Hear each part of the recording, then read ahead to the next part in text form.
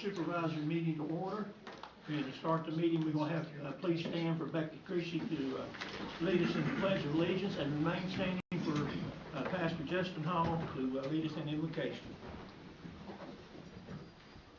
I pledge allegiance to the flag of the United States of America and to the republic for which it stands, one nation, under God, indivisible, with liberty and justice for all. Let's pray. Dear God, I come to you in the name of Jesus Christ, my Lord and Savior, and by the invitation that you've given to all those that stand forgiven in him. I thank you, Lord, for all the blessings of life, and I thank you for granting to us the right to govern ourselves. And Lord, I pray on behalf of those who are assembled here today to undertake that endeavor.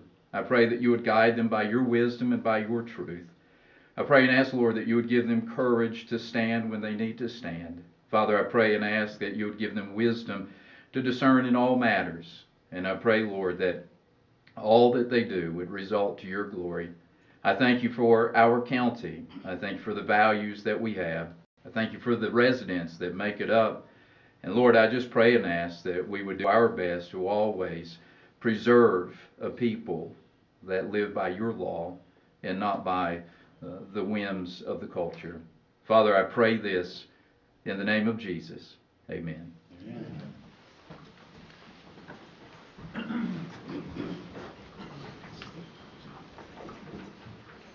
Nice to see a crowd here tonight. Thank you for taking the time to be out here with us. Okay, first off, I think we have a couple amendments to the agenda. Someone will make that motion. It'll be for items 3C and 3D on the new agenda, and to cancel the closed session. Move to approve. Second. Have a motion and a second. Any discussion? Hearing none, all those in favor signify by saying aye. Aye. Any opposed likewise. I think it was unanimous. Okay, we'll get right into presentations and start with Dirk Moore with the town of Glade Spring. Please come forward and introduce yourself, and we'll give you some time. Thank you. I'll try not to take up too much of it.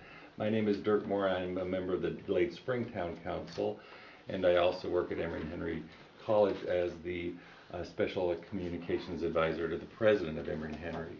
And I'm coming here today with hopes that you will support a resolution that we are needing as we apply for money from the Opioid Abatement Authority for a wellness and resource center in Glade Spring. And this center is primarily devoted to helping people who are recovering from addiction and dealing with the issues related to that, everything from prevention to workforce development and other wraparound needs that they may have as people who are dealing with addiction. We also focus on prevention and other cases that are other needs as they arise, as they relate to better health in our community. The focus of this center is really to bring the community together around supporting people who are in recovery, and to show how by having people coming together, you can hasten the speed of recovery, make it more worthwhile, while also creating opportunities for your community to understand people in addiction more, and to deal with the many false understandings of people who are in addiction. This effort has already been generously honored with a $500,000 grant from the ARC through the Inspire initiative. That focuses primarily on programming. The money that we are seeking through the Opioid Abatement Authority is devoted to the development of a center, a physical space in Glade Spring for this work. This is very different from any other kind of a wellness center or fitness center that you may be familiar with. As a proud member of the Lifetime Wellness Center in Saltville, it's very important to me that this not compete with that facility, or other facilities like this. This is very much devoted to the work of helping people in recovery, something that is not really done through a holistic wellness approach in our region. We're very excited about this because we do think it is transformative in trying to deal with a very serious problem in our region, and we're very much focused through this effort on people in Smyth and Washington County. So we hope that you will see this as a real benefit, a real add-on to the health and wellness of our community. We're not here to ask you for any money. The money that we're seeking is entirely from the Opioid Abatement Authority, but the application for that requires leadership from the counties that we are serving, including Smyth and Washington counties. Washington County would be functioning as the fiscal agent on this, but that doesn't have to be the case. They are just happen to be the county in which we are. Glade Spring, because of its proximity to Smyth County, very much works with people in Smyth County and very much has an affinity for people here. So if you wanted to take that on, you're welcome to do so, but the resolution doesn't call for that. And also, if you did want to support it financially, you're welcome to do that.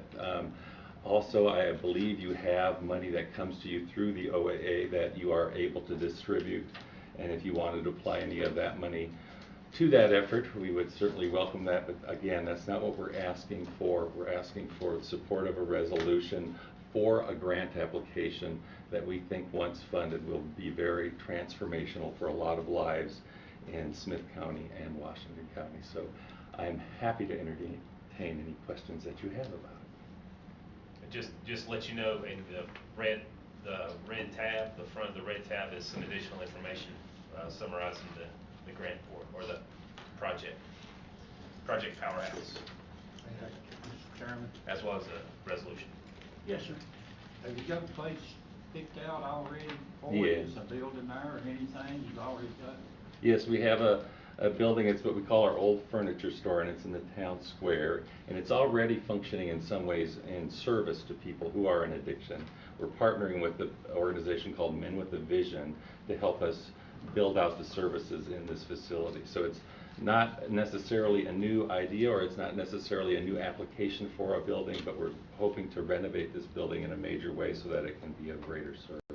That's beside the parking lot there too, isn't it? Yeah, it's in the town square, if you're familiar with it. It's next to what was the old bank, and it's now a business innovation center.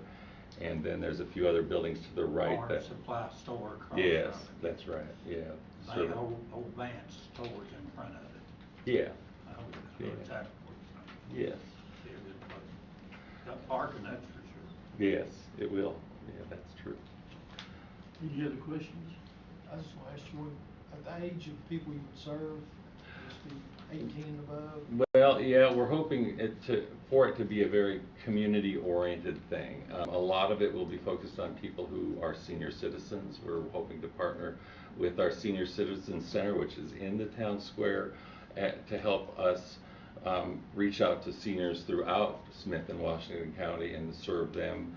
But a lot of it is, as I said, trying to bring the community into doing things for their health in conjunction with helping people who are in recovery.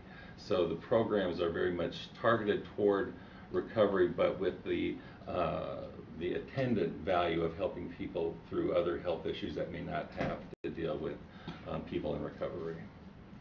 Thank you. Any other questions? Make a motion to support the resolution, Mr. Chairman. Do we have a second? I'll second. Have a motion and a second to support the resolution. I do want to say you answered my question when you first started, because I want to know, I don't want to do anything to hurt the wellness center in Salt. Oh, no, yeah. So, that was my concern, and you said that you don't want to either. Hopefully you have, programs in place to, avoid that. Yeah, and there may be some, as I go there 3 times a week, I always am looking for opportunities to see how there might be some synergies between the two, given that they have very different missions, but there might be ways to serve people in addiction through better fitness exercise programs that might be provided by the Lifetime Wellness Center. I notice from their bulletin board many things that they do in terms of community outreach. And so I see that there are opportunities for synergy and partnership there. Okay, good. Any other questions? We have a motion and a second. All in favor signify by saying aye. Aye. Any opposed likewise? I think it was unanimous. Thank you so much. Thank you. Going on to the next item now. State of the Lincoln Theater. Tracy Thompson. Good evening. I have a little handout that some of you maybe have already seen, including our current newsletter. So this is just kind of a report, financial as well as a narrative of where we've been and where we're going. Thank you. Thank you.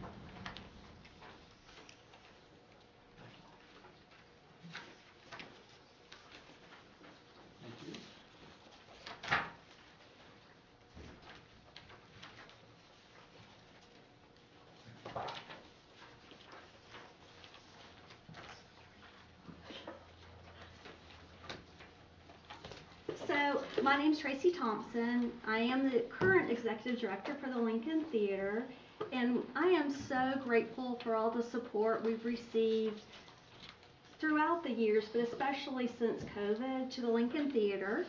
We've really increased our programming. We've increased the quality of our facility. We just added that great marquee on the front of the building, which has been just a great asset for the Lincoln and also for the community. We are financially very strong. We just finished our 2023 year in the black, and that's the third year in a row, which I'm really proud of that fact. Our programming is including things for our senior citizens as well as down to our young community members. So we have a little bit of everything. I am currently on my way out of this position, and the new executive director is Bob Watkins, which I'm sure everyone's familiar with. So he's the executive director currently of the Lifetime Wellness Center and also the one in Saltville. And he's going to be a great asset. And we've been working closely together. It'll be a very smooth transition. But we are very grateful for everything that the county has done for us.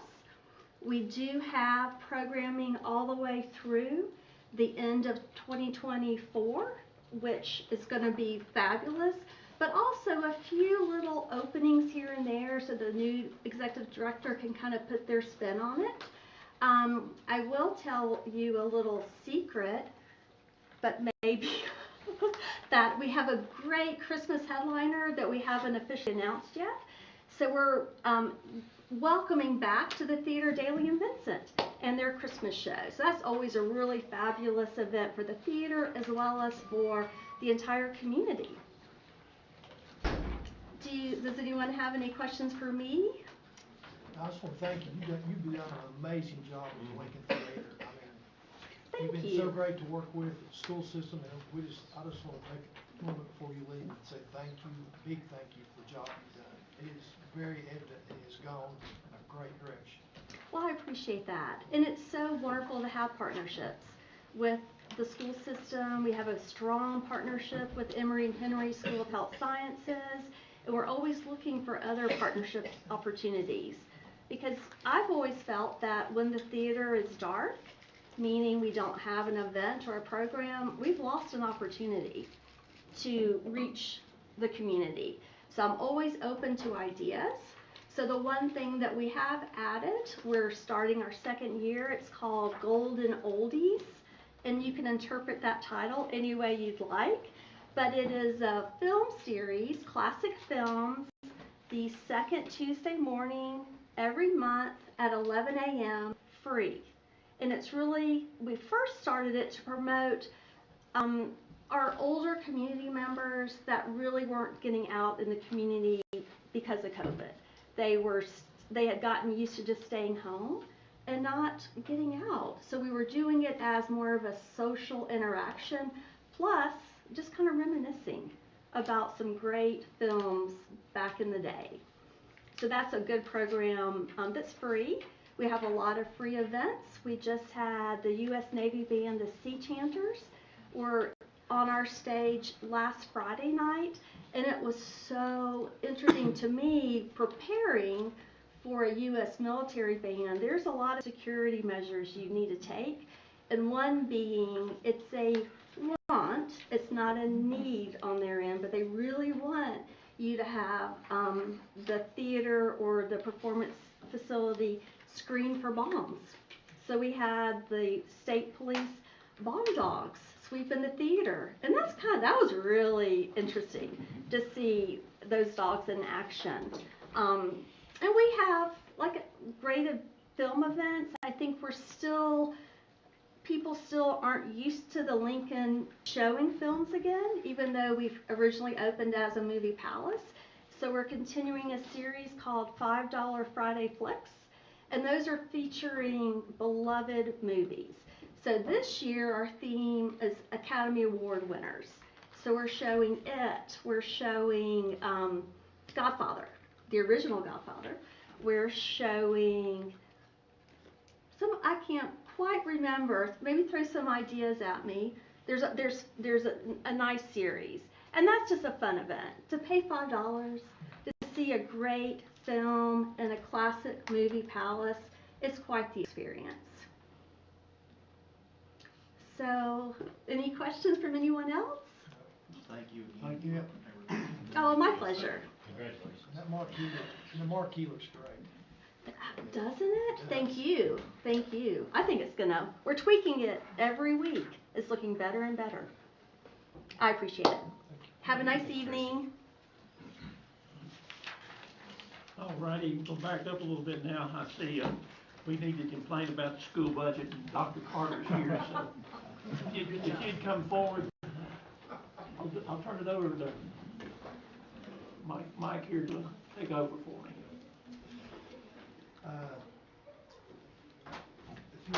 We would like to honor Dr. Carter. He is the Region 7 Superintendent of the Year, and I'd like to read the resolution. She'll step up here. Hold your head up. You did a good job. And I will tell you, this is very embarrassing because this is the most humble person I've ever met in my whole life. And you all can't imagine how many great things he does for our kids day in and day out in the school, and what he's done to drive our school system in a great direction. The Smyth County Board of Supervisors resolution of appreciation to Dr. Dennis Carter, Superintendent of Smyth County Schools, for being named Region 7 Superintendent of the Year. Whereas Dr. Dennis Carter has served the Smyth County School System for 29 years, with the past 7 as our school superintendent, and whereas Dr. Carter has been recognized for his exceptional leadership, dedication, and contributions to education as Region 7 Superintendent of the Year, and whereas Dr. Carter has consistently demonstrated a commitment to excellence in educational practices, fostering a positive learning environment for students, and supporting the professional development of educators, both current and future.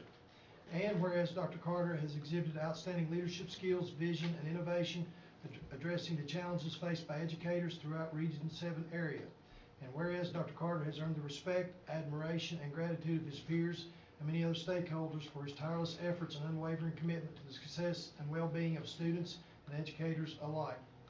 Whereas Dr. Carter's creativity and ingenuity have been on prime display most recently through the development and expansion of the Smyth Promise program into Teachers Tomorrow partnership between the local community colleges, Emory and Henry College, and the Smyth County Community Foundation of building our future workforce now. Now therefore it be resolved that the Smyth County School Board of Supervisors, the Smyth County Board of Supervisors hereby congratulate Dr. Carter on being named the Region 7 Superintendent of the Year and expressed our deepest appreciation for his exemplary leadership, dedication, and service to the field of education. Adopted this the 14th day of March, 2024. Thank you, Mike.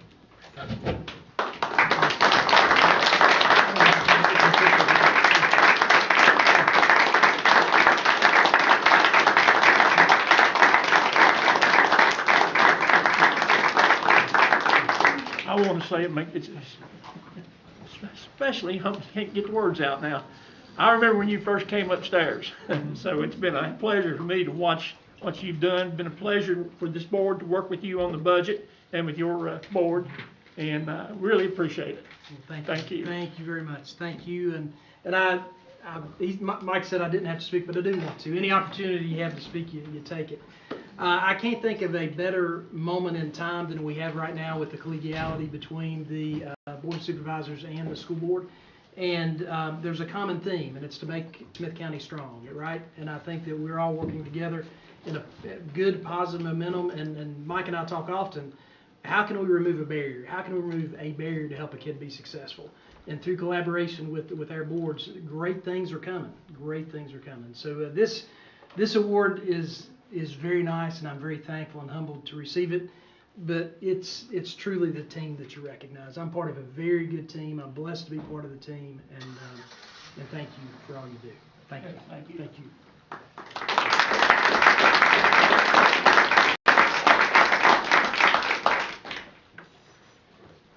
All right, getting back to our agenda now. Kendra Hayden is going to come forward and talk to us about. We do need a motion and a second for the actual resolution for the minutes. Well, that's a given. All right, I'll I'll entertain. make the motion. Have a motion and a second. All those in favor signify by saying aye. Aye. Any opposed? Unanimous. Kendra, let you have it now. All right. So I am here to ask you all for some financial contributions towards the hotel and feasibility study that the EDA and tourism have partnered together on. As you guys know, EDA has had that as a long-range strategic goal for a while, and further research and working with the tourism department, we have kind of aligned on that goal as well, because it's part of her lift that will help her department as well. So as the whole plan goes, the way we plan to do it is the town of Marion and the town of Chilhowie will also partner with us on this, because 2 of the sites are in their communities. One of the sites is in the whole county. So the proposal that we have gotten has given us a total price of $32,800, and the county and the EDA, what I'm asking is for us to split 55% of that. So it's around $8,900. Tourism has agreed to contribute $8,000, and then the remaining 20% will be split between the 2 towns. And I'm happy to answer any questions. And on the back side of the red tab, you have a memo explaining everything from Kendra. And what I had in mind was we have some funds still available in the supplemental appropriations line that we could cover this out of if the board was so inclined. I think it's a good idea because it only result in additional lodging taxes in the future, which is a good return on investment. I think it's a really good idea. Move to approve. Second? Have a motion and a second. Any further discussion? Hearing none, all those in favor signify by saying aye. Aye. Any opposed likewise?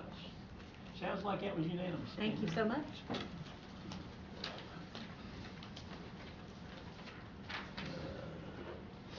It says here for me to jump to new business because John Graham will be in attendance. I think I'll put him on the end. Well, as a matter of fact, he played against in high school. He was a very good end. John, the The floor is tight end, yours. yeah.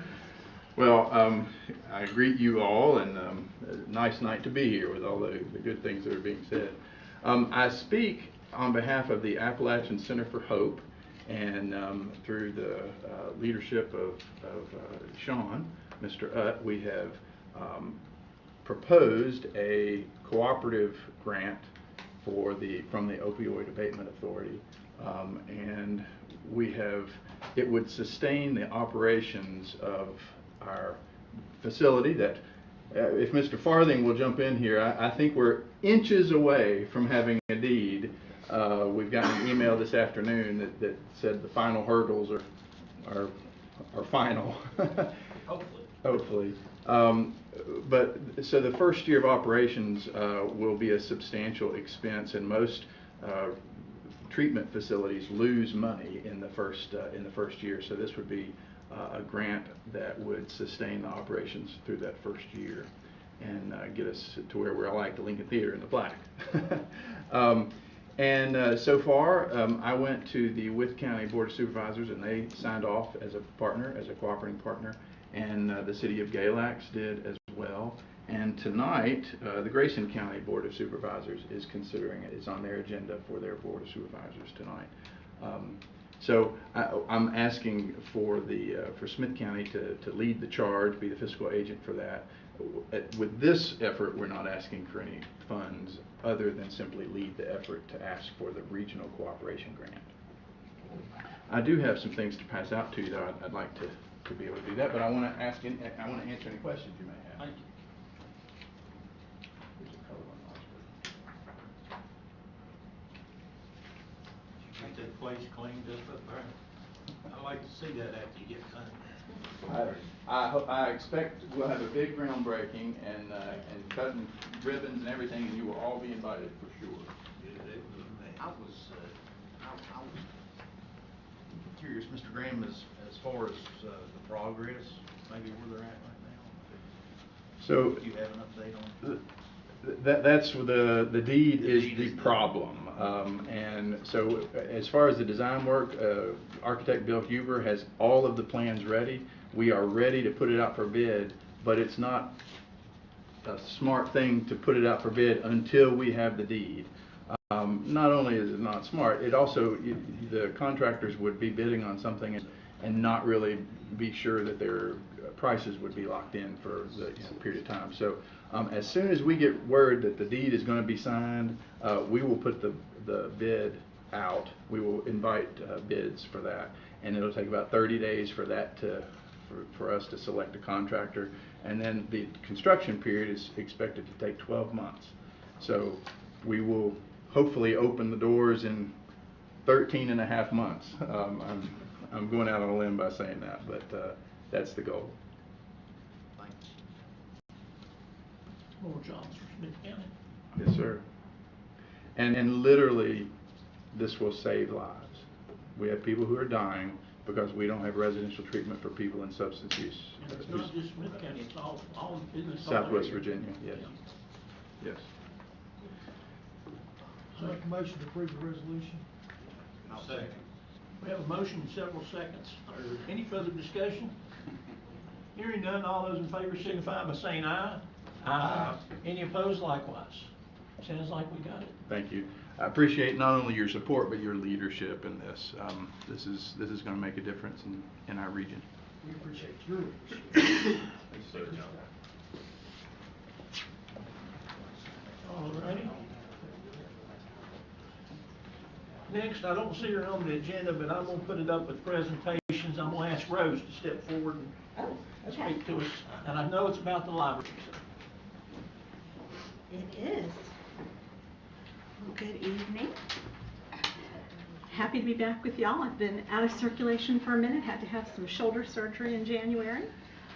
But I wanted to bring you up to date on the library. First of all, the Board of Trustees will be meeting Thursday, the 21st here in Marion at 5:30 over in the Copenhagen room, and as always, everyone is invited. I'm happy to announce that we published this week our digital local history collection on our website. This is a collection of more than 15,000 digitized items, funeral home records, photographs, church registers, school censuses from 1895. It's a lot of stuff. It's not new, but it was hidden in a really clunky computer system, but now we've put it on the website so people will be able to easily access it, and we will also be able to add new materials. So we're very happy about that. I also want to share that the Library of Virginia is sending their LVA to Go van over to Marion on April the 20th, and they will be bringing artifacts from their collection pertinent to Smyth County and Southwest Virginia. But they'll be with us all day from 10 to 2 on a Saturday, and the idea is that they will do individual consultations at the van side, they call it, where they'll help people who want to trace their family history through Virginia records that aren't locally available.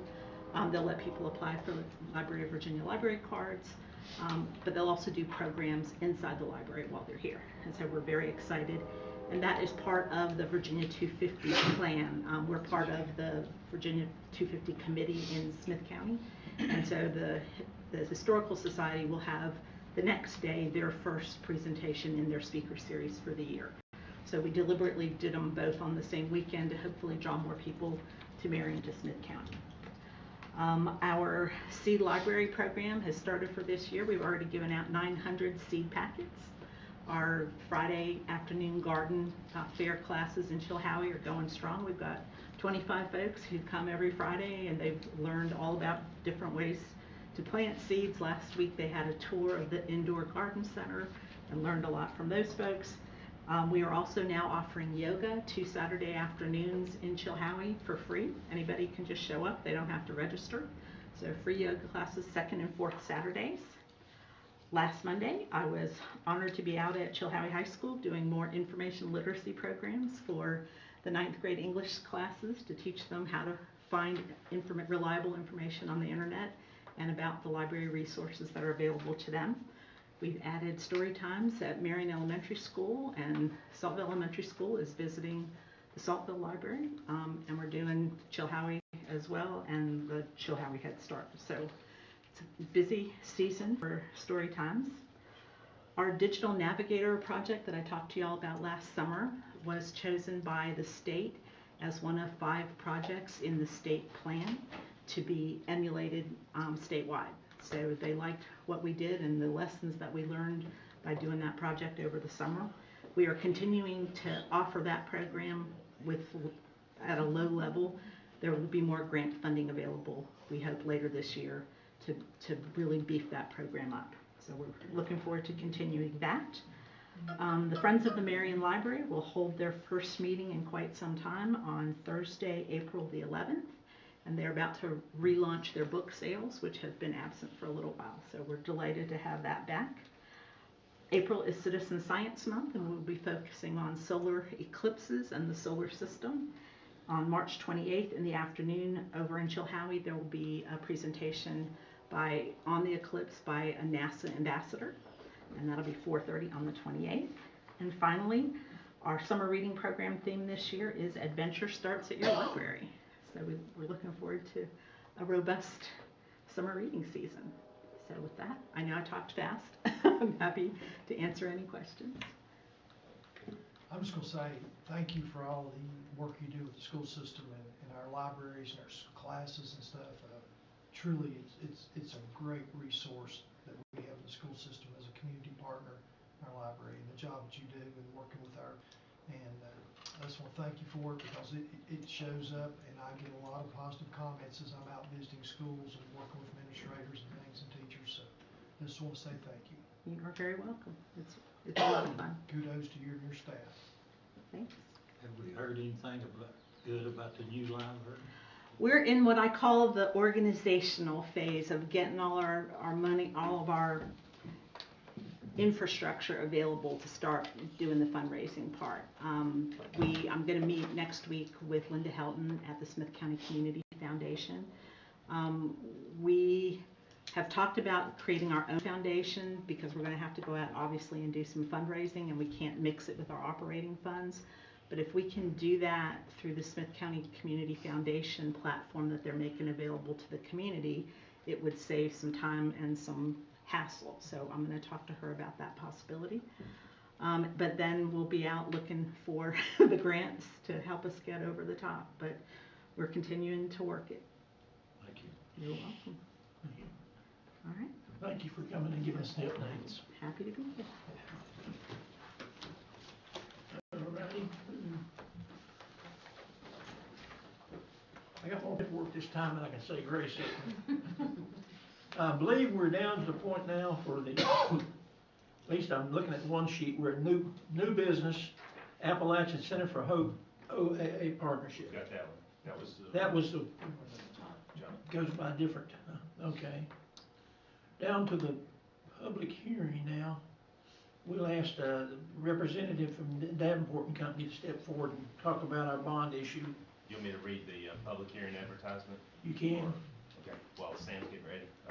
The Board of Supervisors of Smyth County will hold a public hearing on the proposed issuance of bonds by Smyth County at one time or from time to time. The estimated maximum amount of such bonds is $13,450,000. The proposed uses of the bond proceeds are to pay costs of acquiring, improving, and equipment, land, and buildings for use by various county offices and departments, to pay costs of capital improvements to the county's solid waste transfer station, and to pay costs of issuing the bonds. The public hearing may be continued or adjourned and at which persons may appear to present their views on the proposed issuance, will be held at 5:00 p.m. or shortly thereafter, as may be heard on March 14th, 2024, before the Board of Supervisors in the Board of Supervisors meeting room at 121 Bagley Circle, Suite 100, Marion, Virginia. Okay, thank you. Now I'll entertain a motion to forego the reading of the rules for public hearing. So moved. Have a motion to second, any discussion? All those in favor of waiving the rules signify by saying aye. Aye. Any opposed likewise? Okay. It doesn't look like too rowdy a group, so we won't have to. No one has signed up to speak, so Ben, you want to, Ben, right? Yes, sir. Give us an update there. Hey, good evening, everyone. My name is Ben Wilson. I work at Davenport & Company. We've served as financial advisor to the county for a number of years. I'm here on behalf of my colleague, Roland Cooch. He wasn't able to attend this evening, but we just want to give you an overview of the financing options that you all have for these projects that you're looking at, the results of the RFP that we've sent out to banks and received proposals for recently. So I think we're passing out some hard copies that, oh, thank you. It may be helpful to see up in front of you. But yeah, so we updated our analysis toward the end of last year, and in doing that, we took into account about $12.25 million worth of projects, and that included the relocation of the sheriff's office, the acquisition and renovation of the former Wells Fargo building, and the solid waste transfer station project. So that was about $12.25 million. Now, when we presented this to you all, we recommended moving forward with what we call a dual track financing process. Really, we just want to see all of your options, all the viable options that you have for financing before making a final decision. And really, we have those results in front of us now that we can compare and decide what's the best option for that. And that dual track financing, two options that we were looking at. We were looking at the Virginia Resources Authority, and that's a state program that funds a number of different types of projects. And through that program, they do a pool where everyone that wants to participate applies to participate, and if they get approved, they will go and issue bonds on behalf of everyone that got approved. Now, the other way that we have approached this is through the competitive solicitation of a direct bank loan. So what we did was we sent out a request for proposals to a long list of banks that we have contacts from, and they were able to review the requests that you all had, and a few provided proposals that we're going to review tonight. So like I mentioned, that direct bank loan, we sent that out at the beginning of February. A few key assumptions in that RFP were that we would be using the county's general obligation pledge. The term of the debt would be 25 years, with 5 years of only paying interest on the front end, and that there was the potential that the prepayment flexibility could be better from a bank than it would be through VRA. We did receive proposals about 2 weeks ago, and we'll get into those on the next couple pages. That second approach that I mentioned is through VRA's spring pool. They do this 3 times a year. The application for that was due at the beginning of February, and it's a non-binding application. We helped the county in submitting that application, and on March 1st that was approved by VRA. And you all need to let VRA know by next Friday whether or not you want to be in this pool or not. And there won't be any costs from VRA if you decide not to go with them. Now, a few key conditions that VRA has in this comparison that we're going to make on the coming pages. One, the general obligation pledge is the same as we would get from the bank, or we would give to the bank. The term would also be the same, 25 years, 5 years of interest only. VRA has no problem with that. And the prepayment on any VRA debt is that there is a 10-year no-call period. So for the first 10 years of the loan, you would not be able to pay it off or refinance it. Now, we know what that is. That's not going to change. However, they do allow for, once you are able to make prepayments, you can prepay it in whole or in part. Now that may not sound very important right now, but in the comparison we'll see that that's one of the key things that we're going to talk about. Now, the last thing on VRA is that rates will not be locked in until about May 1st. That's when they're planning to sell their bonds to the public markets, and that's when interest rates will be set. That's one key difference between the bank option and VRA. So this bank RFP process, we sent the RFP out to over 100 banks. We received 2 proposals, and the key thing that happened, the reason we only got 2 proposals in this case, is that banks aren't really in a mode right now where they're willing to provide financing over 15 to 20 years. So we were asking for 25 years, and we did get a couple proposals from Capital One and Truist, but most banks that we would typically see respond on these just aren't willing to go that long with the market that we have going on right now. So next couple pages, we'll get into a little bit of a comparison between these bank options and VRA. I'm actually going to start in the middle of this page with Truist. Truist did provide the lowest interest rates. However, those interest rates are not fixed for 25 years. They provided a 15-year fixed option and a 20-year fixed option. And the way that the proposal was set up, it wasn't that they would just change the interest rate at the end of those terms.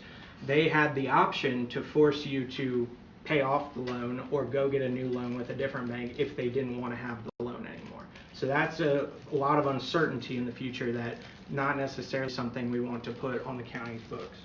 So Capital One did provide a fixed interest rate through 25 years. That interest rate was a 4.93%.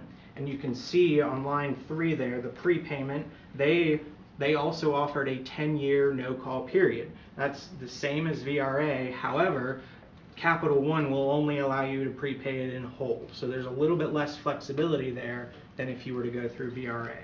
And as you can see on the far right there, VRA, based on current market conditions, would give you an interest rate of about 3.78%.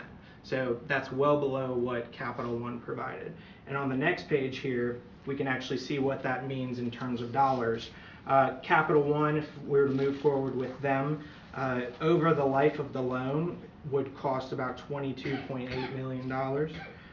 VRA in the current market would be about 20.2, a difference of $2.6 million. Now, again, that interest rate is going to float with the market until about May 1st. However, it would have to go up by more than 1 whole percentage point in order for Capital One to be providing a better interest rate than VRA is at the moment. So that's the main comparison there, is that VRA's cost of funds is much lower than what the banks have provided at this time. And that part of that is that VRA is selling bonds directly to investors.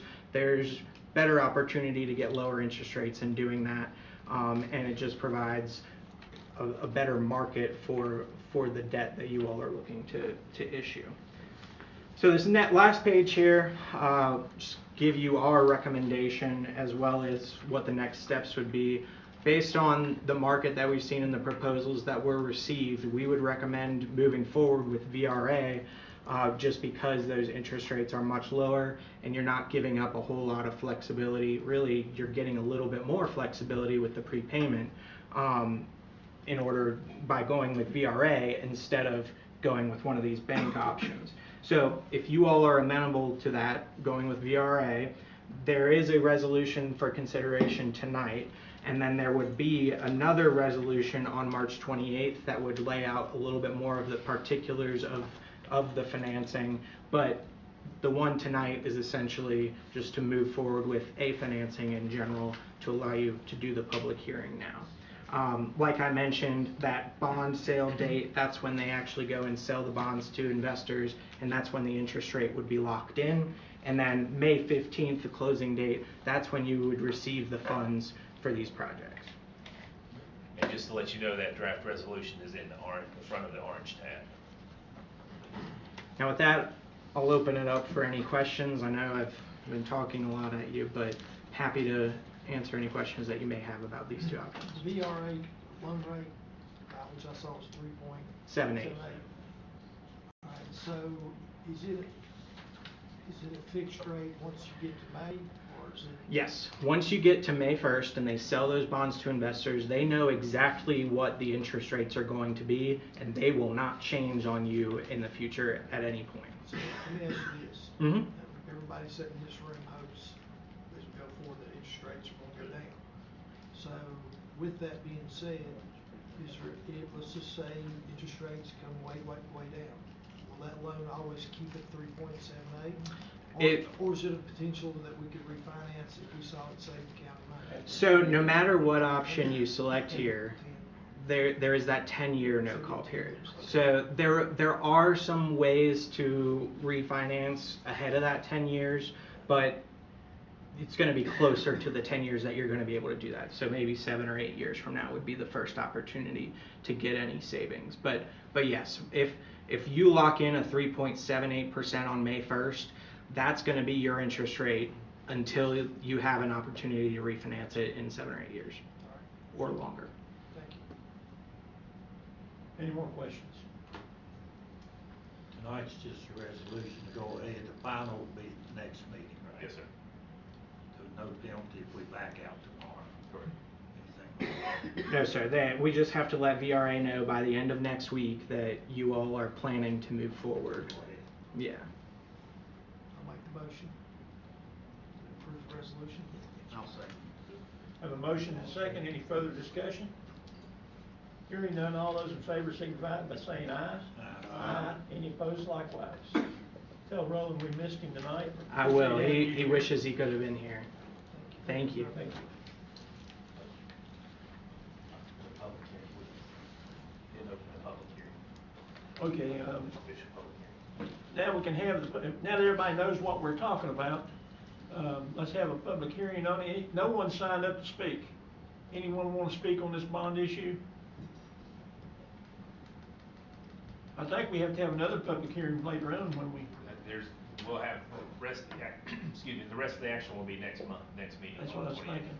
Tonight we had the resolution just saying we're gonna move forward, which we can back out of. Next time it won't be a back out Right. if we go forward, so.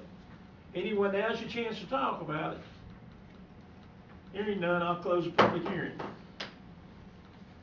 Minutes of the previous meeting. Everybody have a chance to read through them? Move to approve. Have a motion to approve, do I have a second? Second. Motion and a second. Any discussion? I had nothing to correct, no grammar errors or anything that I could find. I apologize. No, I apologize. Hearing none, I'll have to call for a vote. All those in favor of the minutes as presented signify by saying aye. Aye. Any opposed likewise? Sounds like it was unanimous. Financial status report. Mrs. Richardson. Thank you, Mr. Chairman. If you'll turn to page 29 in your agenda packet there, the county financial report through February 29th, 2024. The CD and bank balance is reflected there in orange at ending February 29th at $23,684,824.84. There's a comparison there to the left that shows the difference from last year and about 3.4 million, and as you can see further down about halfway, that was due to some special projects expenditure. So just the money we spent there related to the previous ARPA funding. There's restricted amounts are reflected there as well, restricted balances. If you continue on to the back side, there's the Smyth County Water and Sewer revenue and current balance, followed by the revenue summary, which, and then followed further on through your document there, the expenditure summary, and that again is through February. And finally, on page 42 is the treasurer's accountability report that reflects the total assets and liabilities and the fund balances there at the very end. And that is all I have. I don't mean to put you on the spot, Lisa, but back on page 30, the water sewer report, Yes, yes, sir. are we looking at the cash in bank there, or what are we looking at exactly? They are looking, if you go to the, treasurer's accountability, no, that's actually a fund balance. Fund balance, okay. It's a fund balance. That's what I'm wanting to know. Yes, yes, sir. All right, any other questions on that? Do I have a motion to accept the report? So moved. Second. Have a motion and a second, any further discussion? Hearing none, all those in favor signify by saying aye. Aye. Any opposed likewise? Unanimous.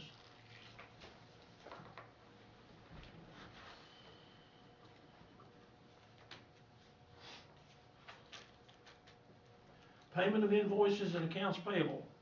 Hopefully everybody had a chance to go through those and see what bills we're paying and who we're paying.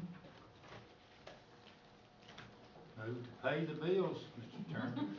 All righty. They'll cut our lights off if we don't. We have a motion and a second to pay the bills. Any further discussion? Hearing none, all those in favor signify by saying aye. Aye. Any opposed likewise? Hearing none. Moving on. Citizens' time. I have several people. I'm gonna skip the first one. Rose, you don't wanna speak again, do you? Charles Hayden, is that correct? Come forward and state your name and address for the record. My name's Charles Hayden. I live at 726 South Church Street, and I would like to present a Code of Virginia handout to you guys to look at. It has to do with the reassessment. Thank you, sir. And I don't know that I brought enough copies for everybody, but I hope so. Yeah, we sure. Thank you, sir.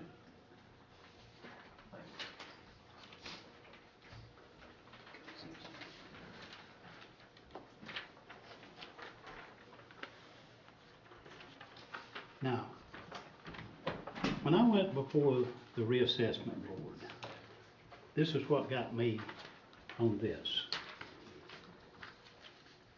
According to this here, it says certification for supervisors, assessors, appraisers, contracted by locality perform assessments.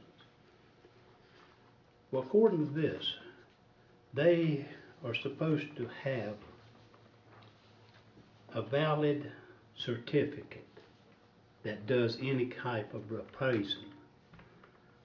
Well, when I talked to about getting mine straightened out, they said we don't need that. We get our license through the company we work for. I don't think we're ever allowed to eliminate a state code in anything we do.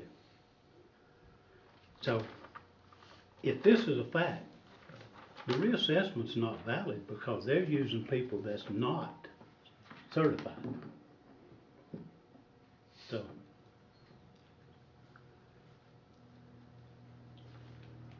I'll absolutely look into it. Okay.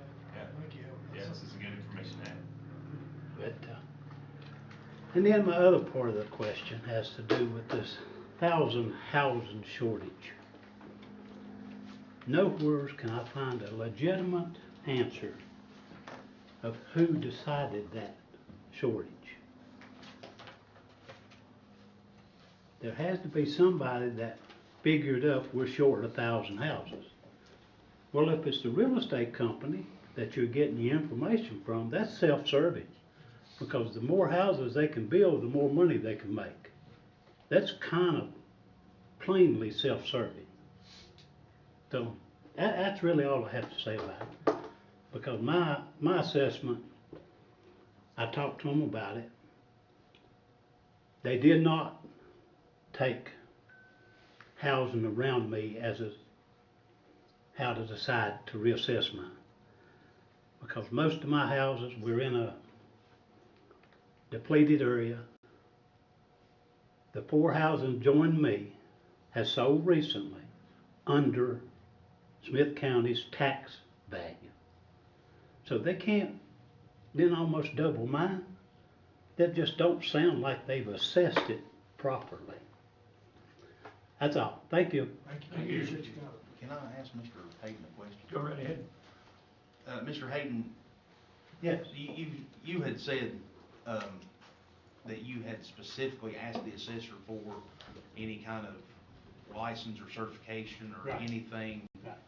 to show that they are licensed in Virginia to assess real estate And he property. said his authority was through the company yard. So, that's not what the state code says. Yeah, we'll definitely need to. So, I mean, you gotta have the training. Sure. You gotta have certificate. Whether you're the main company or just the employee of the company, I mean, that's clearly what this says. So, I got a feeling that this new company has kind of pulled one over on us. We'll definitely look into it. Thank Thank you you. for bringing the Appreciate you bringing concerns that point up. to us. Sir. Absolutely. Yeah, and if we're guilty, there's been about 5 or 6 other counties are guilty too, because we go out on a group contract. So, I mean, I think Bland County, Washington County, Russell County, and Grayson County all use the same assessors. Exactly. As a minimum. So, yeah. But I would have never thought of it, but he personally said Yep. they did not need this, that they got their authority through the company. And Do you that's not remember what who state you code talked, says. do you remember who you talked to? Yeah, Mr. Hayden, Jeff Hayden. He's the head assessor on the reassessment board. Thank you.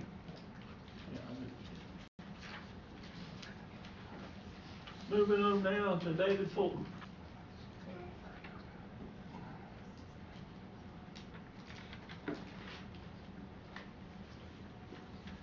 Thank you. My name is David Fulton. I live in Marion. Back before election last year, I spoke to a couple of you individuals about animal control. Well, again, I would like to bring up animal control. Could someone give me a specific job description for what animal control is supposed to do? Because they will not come out. They've been called about stray cats, aggressive dogs. Their reply all the time is, "It's not our job." I'm gonna butt in. Do you live in the town of Marion? Yeah, I brought it up at the town council, and they said animal control is under your jurisdiction. Need to have you to address it. And that there is supposedly a leash law in the town. But animal control had been called about stray cats. Their reply, "You can trap them, call us for an appointment, and bring them to us." That sounds like I am supposed to do their job. Also, last week, they were the dog acting aggressively towards people. They was called. Again, that's not our job. Go to the town police. Well, the town police said, go to animal control. So I would like someone to tell me what animal control is for.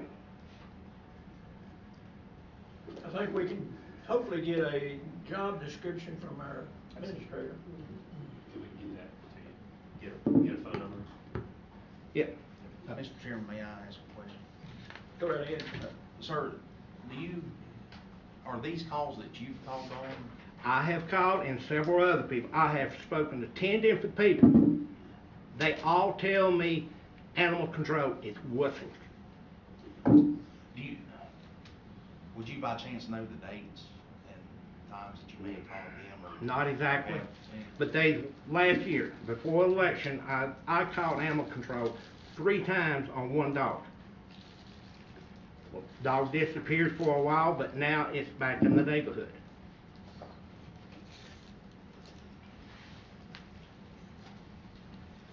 I could work on, we'll get your phone number. Okay. I can, There's one thing I can say. I've talked to a couple people who speak highly about when they went to pick up an animal or to adopt an animal. High praise. But as far as coming out to resolve a situation, Thank you. And I'd like to add to that, I have an individual in my district who's been having significant problems. You know who I'm talking about. And I know for a fact he's not lying. And they just sort of ignoring him.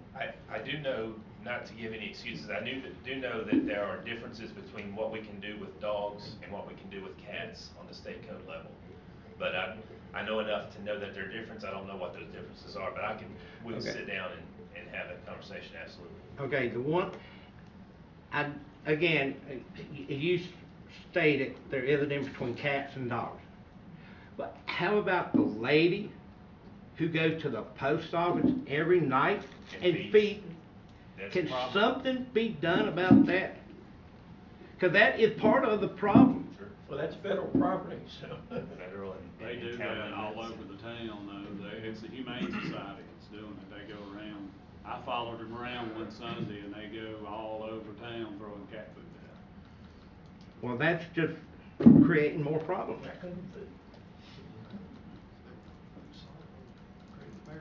All right, thank you. Thank you, sir. Thank you. I called them on patrol, they said they don't have anything to do with it. All righty. We're up to Matt Prater. Thank you for being patient with us. Oh, that's fine. Name and address. Yes, sir. I'm Matt Prater, 123 First Avenue, Saltville, Virginia. I apologize if this sounds, the issue I'm talking about sounds somewhat like the bond issue, but I wanted to bring up something that the council, I'm sure, is probably already aware of a challenge we're facing in Saltville. Whereas you all are dealing with the VRA and repairs to a solid waste system and a competent financial advisor, in Saltville, we have been having challenges with getting funding forward through grant opportunities with the VHA because of incompetent accounting, because we are having challenges putting forward a bid to an accountant who can get an audit to us more than 18 months late.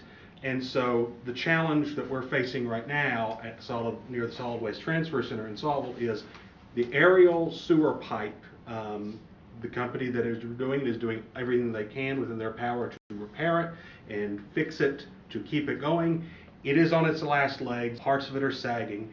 If it were to break tonight, I would not be surprised. And if this does happen, we are all going to be in a major problem because we're going to have raw sewage flowing into the Holston River. Everyone in town knows it. If we could fix the problem now, we would. It's not an ethics or incompetency problem. It is simply we are in a bureaucratic logjam. I am not sure what abilities we have to coordinate between town and county to find a workaround to this. But the one thing I would certainly request going forward, I have talked with members of town council, at least one member of town council about this, committees on which I am volunteering and other communities, that going forward, if there are possibilities for the municipalities and the county to work together to bundle such things as audits so that we have a more competitive package that we can put forward to financial corporations so that we can get more timely and more competent assistance so that we can put the information we need to put forward in the right time for grants and financial assistance so that Saltville is not continually behind the ball. That would be something I think would be very needed. So I know that's not a specific or immediate request, and still I think it is something we need to bring forward and need to continue to bring forward, because I will be honest, as someone who has had the EMS professionals take me through the infrastructure in Saltville, I am worried on a daily and hourly basis about the aerial sewer pipe near the former Titan facility. So thank you all for letting me say that. I was gonna ask you one quick question. Yes, sir. What is the location you said near Titan? Where you at? Near the old Titan wheel location. So if you're going in the road out of Saltville and you'll be going towards Cardwell Town on the bridge, it would be the aerial sewer pipe that's on the left that goes over the Holston before the solid waste transfer system for Saltville. Yes, sir. Thank you. Thank you. Greg Armstrong.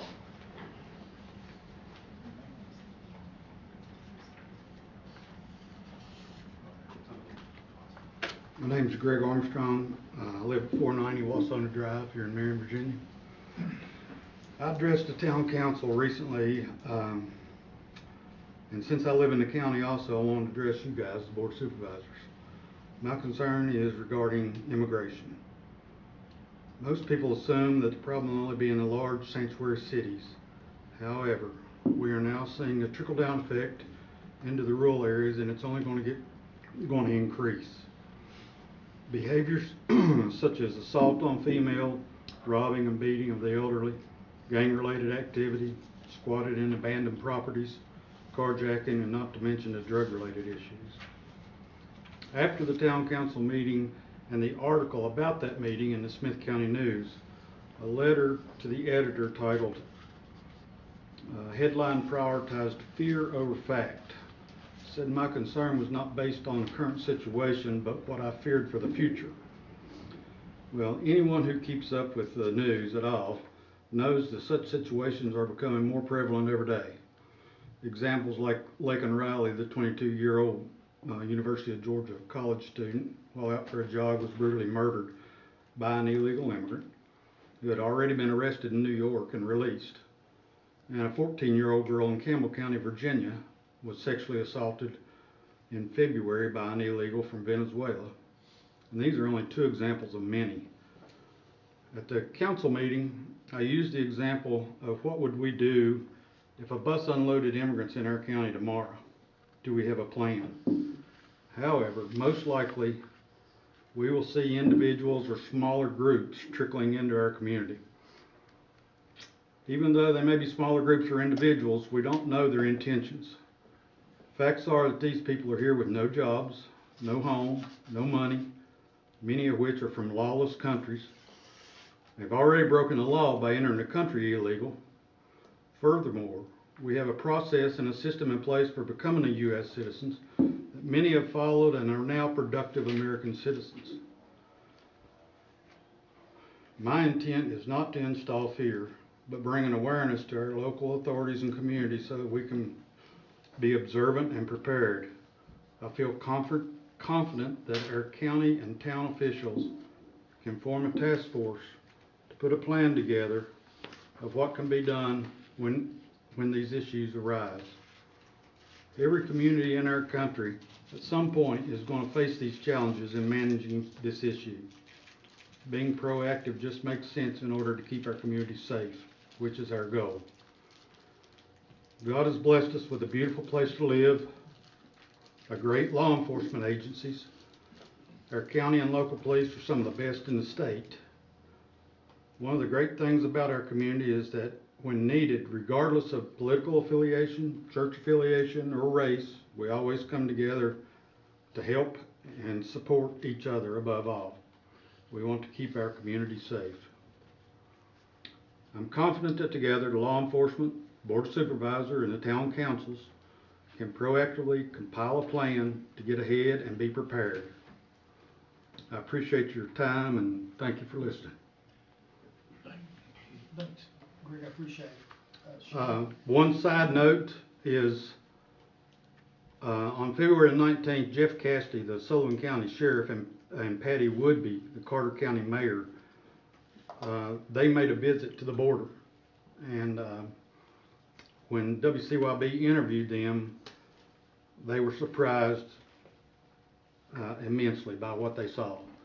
So maybe we could talk to them and see what their plan is gonna be, since they saw it firsthand and know what's coming. So, I just wanted to make you aware. Thank you, Greg. And I think that should go on our. Smyth 12. No, well, that, Smith 12, and also at our, retreat. Yeah. Is one of our discussion topics. We're getting ready to meet in 2 days. So I think it's. Thank you all for your time. Thank you, Greg. I think there's just a lot of, committees and everything that can be involved with that, and, I just want to say that, I've known Greg, I guess, my whole life, and, I appreciate you coming up here, but, Smith County isn't, excluded from anything. So we definitely need to, take things like that into consideration. Thank you, Tim. I've actually asked that question a few times, what would we do? And I've been told that we actually have some in the county right now, but the ones we've gotten so far have family members that they've moved in with and not looking for a handout for housing or anything else from the citizens. But just a matter of time, it's gonna be all over. So you're absolutely right. I read where New York City closed some of their public schools to house, so they put all their kids on virtual learning, so they could use the school buildings to house them. Hopefully, we'll never get to that point in Smith County. All righty, moving on. We got one more, and I think he left the room. Dirk Moore. Don't think he'd already talked. So, anyone else here wishing to speak? He raised his hand first in the back. Come forward and give your name and address for the.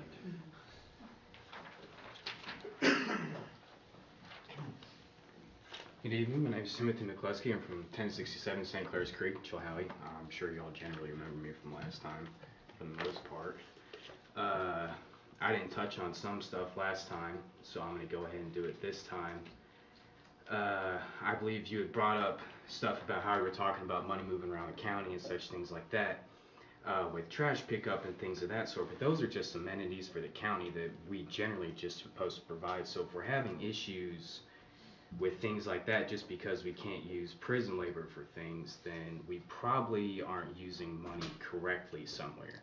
And I'm not blaming anyone, I'm not saying it's anyone's fault, but something has to explain that things as simple as trash taking and things like that that we generally are supposed to be paying for anyways is that big of a problem, to where that's like a reason for things to be brought up to where we can't pay for other things, because that's not something that you should have to worry about. Because I know, at least for me and most people I know, we don't use Smith County's trash or anything like that because it's nowhere close to us. For most people, the county, that stuff's not close to us. Nobody lives near town. Most people live on the outskirts of town. Nobody uses that stuff. And so if it's costing that much money, then I'm wondering how we can repurpose it to make it make more sense, to where we can move it around and make things work more smoothly. That's just something I thought of based on that last time. This is why I get to make people angry. So I know we were talking about money again, and I'm all about paycheck raises, and something that someone brought up to me that I looked into is that people in administrative positions just across the board are getting these huge raises, but how do I put this the right way?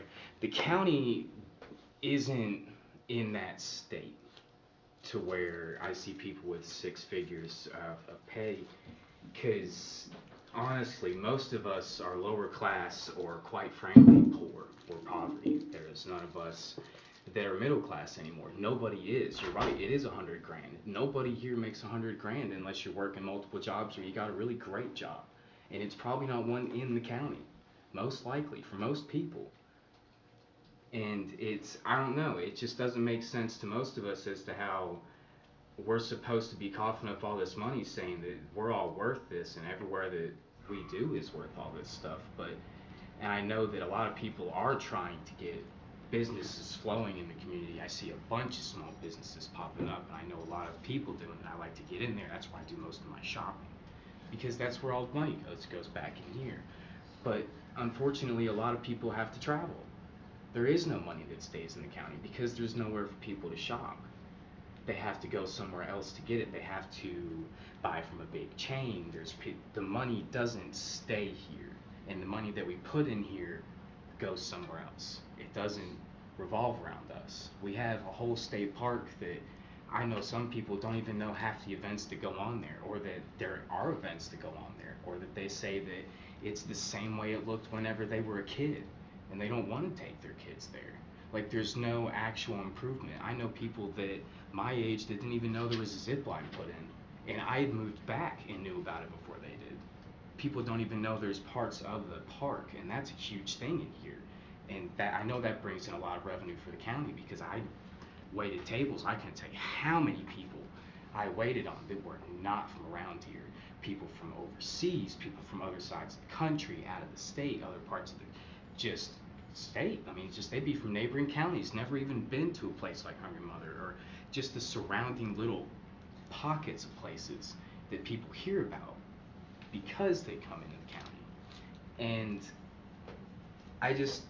I'm having a hard time wrapping my head around how things can look like that, where there's a salary of people making over $100,000, but then there's nothing that shows we're worth that kind of money to anybody, in my personal opinion. Because I mean, I go around the county and I want stuff to do. I'm 30. I'm still kind of young. I'm feeling it, but I'm still generally young. I want to do stuff with my kids, and I'm going to have to either find a park that hasn't been touched, and I think there's one up the road for me. Who knows how long. I mean, everything's dilapidated on it. It's run down. It's just left there. Most people don't even know it's up there.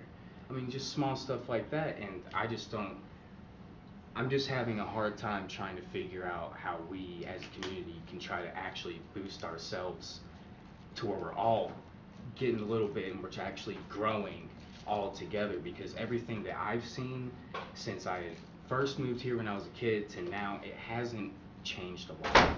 There's not a lot of growth, and that's over a decade's worth of time. Like, I've been back 5 years and it's still barely changed. And I know that a lot of people don't like to see change. They like to see a lot of the old stuff stay the same. They want to see it look the same. They want that antique quality that makes us the small towns in the little places that we have. But most of them don't look good. They look like they've been covered in dirt for 20 years and nobody's ever taken a washcloth to it. Like, there's places like that all over the county. And those are the places that people come to see. They want to see the small town quality with the little bits of nature that we throw out, and the like small town people that we are, the little rural people. That's what they want. But the only thing we have is, to put it quite frankly, the stereotypical redneck crap that you see on TV. Everyone sees the stuff of the rundown trailers, or they see all the parks that have all these things falling apart. You go on the side of the road, there's everything falling apart. You got buildings that have been abandoned for over 10, 15 years that have just been left. I mean, there's just real estate in the county that's just sitting, that I've seen sitting since I was young. And I just want to see something grow out of it to where we actually go somewhere. Because we have the capability for it, we have the potential for it, it's everywhere, it's all over the place, everyone sees it. But somehow we're not abusing it correctly. And I just want to at least bring to the attention somehow we can work as a community overall to get everything up together, because there isn't growth anymore. Most of the jobs aren't here, most of the people aren't here. The people that are here, same with Grace, is older. A lot of people retire here. A lot of people are retired or have lived here and are retiring or are trying to. Most of the people I work with are 50 and up. There's a handful of people that are my age. That's all that's left in most places. Most places around here are filled up with people that are older, and there's nobody coming behind them. None. There's nobody that wants to stay. There's no pay. There's nobody in positions that are willing to move or there's no room for anything. Everyone's stuck where they work or they have to leave. And that's just in small workplaces, and we don't have that many big places to work. Most of it's smaller things. You have your big corporations, and then you have your small town people that can't pay for it, and then you just have factories. And we've only got a handful of that. And most people are still having to work other jobs after working factory work, overtime at their factory work, and still having to get a side job. And that shouldn't be something that, as a community, when we want to grow, that can't be a way that people live in it. Because then there is no growth, because the community's dead. Because then the community can't build itself with itself. It has to rely on everyone else, and that's just not going to work with everything else around us still falling apart and not being used correctly. That's just my personal take on it. I hope y'all have a good evening. Is there any questions that anybody may have for me? Or Thank you very much. All right, y'all have a good one. Thank you. Come forward, state your name and address for the record. Welcome back. Hi, Joseph Guthrie, 142 Rabbit Hill Lane in the Rye Valley District. Believe it or not, I was not anticipating speaking tonight, didn't plan on that. But these two gentlemen, Greg and this gentleman, their comments prompted a couple of things. So I think the statement was made that the illegal aliens, they're here, but they're with kinfolk, not really a problem. Let me tell you something. About 4 weeks ago, so I volunteer physician services at the Mel Lehman Free Clinic. I'm also on the board. Hope to see y'all all at the fundraising gala tomorrow night at the Country Club. But I was leveraged by an out-of-town asylum attorney, okay, immigration attorney, sent this lady to the free clinic to try to get a medical doctor to certify her asylum, to say that she had some problem that maybe we should not, the federal government should not deport her, okay, because she had overstayed, she had not done what she had to do that was required by the federal government for her asylum application. And what happened, that was a $2,000 forensic evaluation. So I'm a medical doctor, I specialize in psychiatry and forensic psychiatry.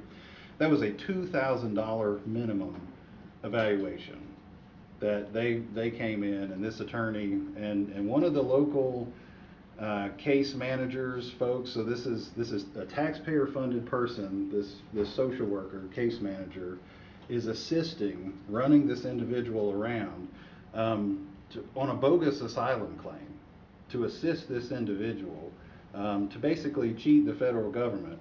Now, when it was time for my wife to get a visa to come to the United States, let me tell you, it wasn't that easy, right? Didn't get to roll in anywhere. We had to go through a lot of red tape on the other side of the planet to make that happen.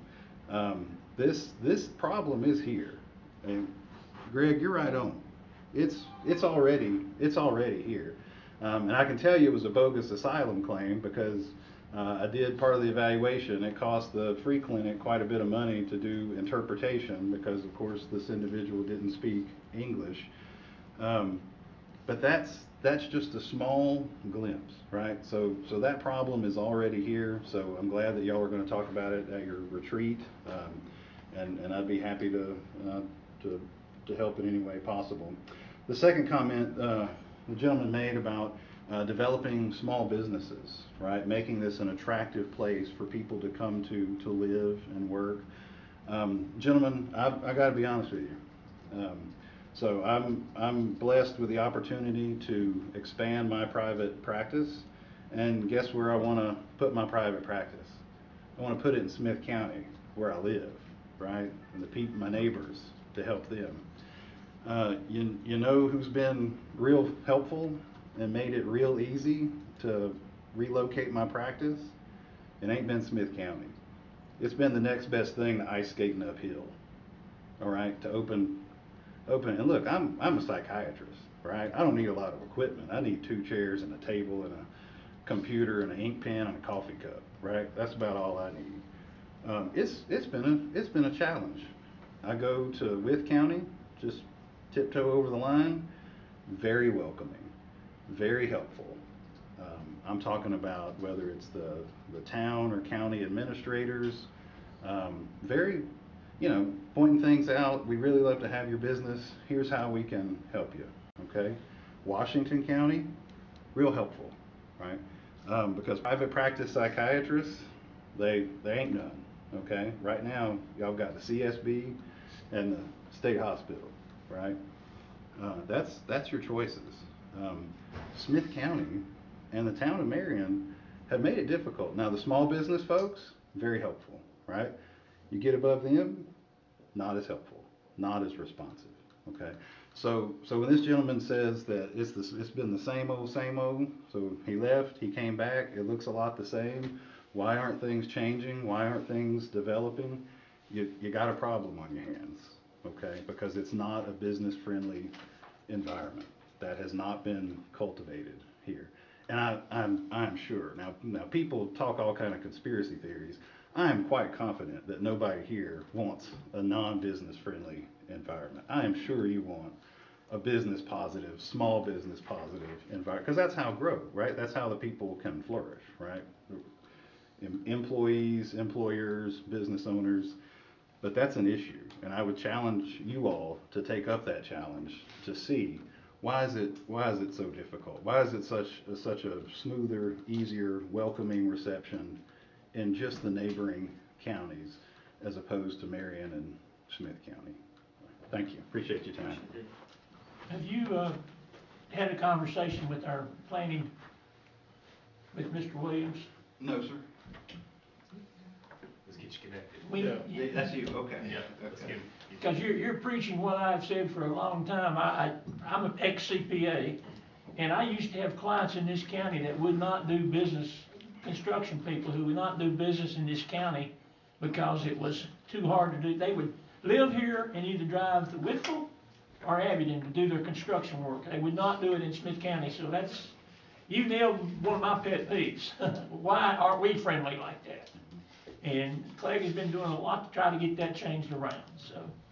But you're not preaching to deaf ears, let's put it that way. Appreciate that. Anyone else wishing to speak? Come forward and state your name and address for the record.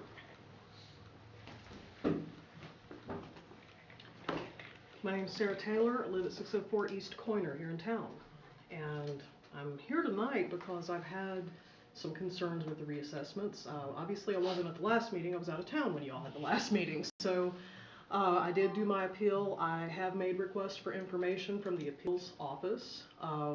Commissioner of the Revenue was very helpful. I will say that. He was extremely helpful. So I appreciate that.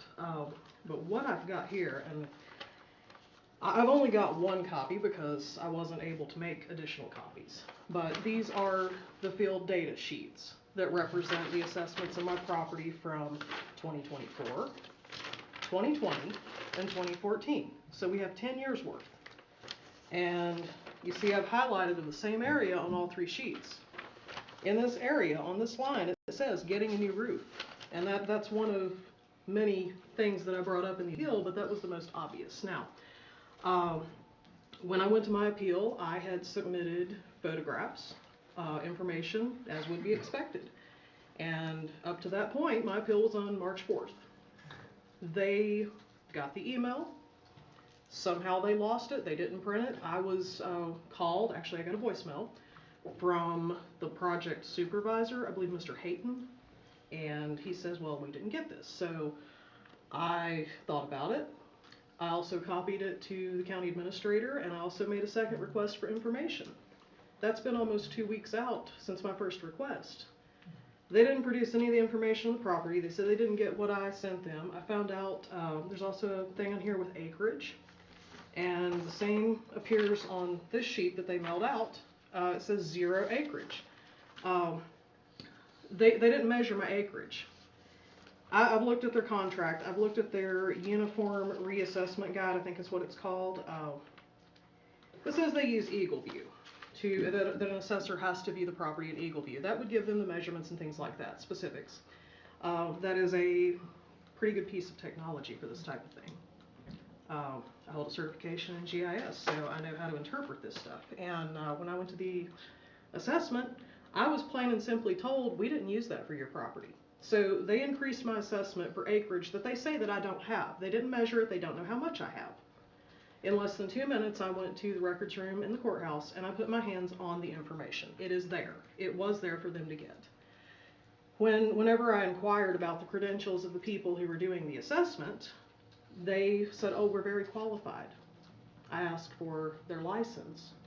They provided Fred Pearson's license from the company that was hired to do the assessments. Okay, fine. Well, I asked for the credentials of the person who assessed my property. On that assessment, they pretty much said, well, he doesn't have any education credentials listed, but he had 37 years experience in all these other jobs that he had supposedly done.